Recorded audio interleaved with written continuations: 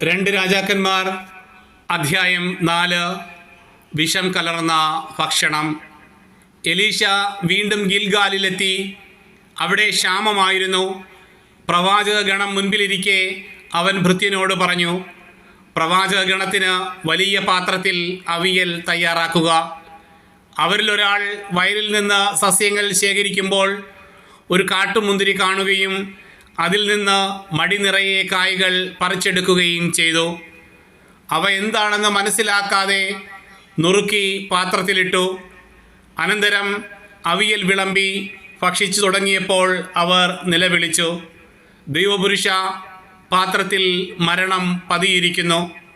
അവർക്ക് ഭക്ഷിക്കാൻ കഴിഞ്ഞില്ല. എലീശ പറഞ്ഞു, കുറച്ച് മാവ് കൊണ്ടുവരിക.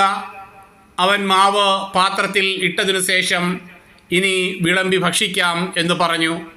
അപകടം നീങ്ങിയിരുന്നു.